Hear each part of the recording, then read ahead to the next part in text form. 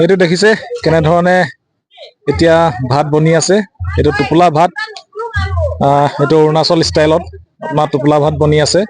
এইবিলাক দেখিছে, মই মানে এখন মেলালৈ আহিছোঁ, ঠিক আছে, আপোনালোকক দেখাই দিব বিচাৰিছোঁ। এইটো দেখিছে কেনেধৰণে লাগি আছে। এই তলৰ যিটো চচপেন, ইয়াত পানী থাকে আৰু ইয়াৰ ওপৰত দেখিছে চাউল দিছে। মই আপোনালোকক দেখাই দিবলৈ চেষ্টা কৰিম।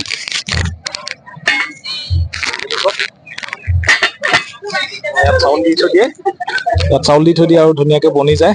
আৰু তাৰ পিছতে দেখিলে এইবিলাক হৈছে ভাতটো এনেধৰণে ৰেডি হৈ যায় পিছত।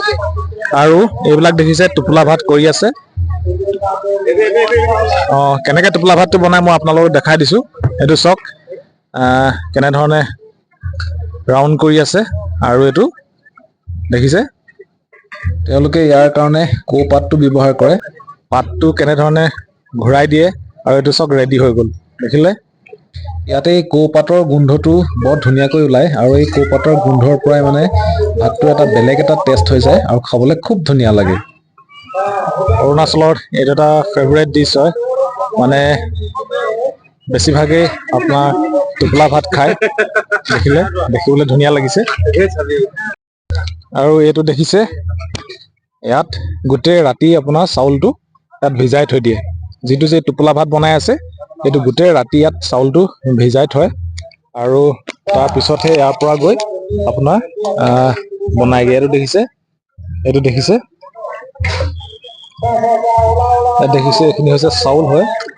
এইবিলাক দেখিছে, এইবিলাকে পিছত তেনেধৰণে টোপোলা ভাত বনায় আৰু এইটো এনেধৰণে ভিজাই থৈ দিয়ে।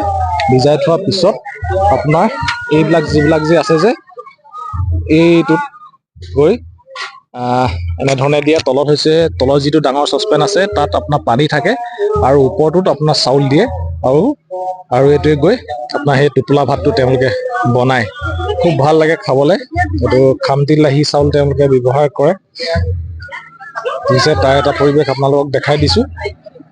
এইবিলাক চব ব্যস্ত হৈ আছে, দেখিছে একেবাৰে চিম্পুল হয়, আপোনালোকেও ঘৰত বনাব পাৰিব। আৰু লাষ্টত এইবিলাক এনেধৰণে ভাত ৰেডি হৈ যায় আৰু এইবিলাকে হৈছে টোপোলা ভাত।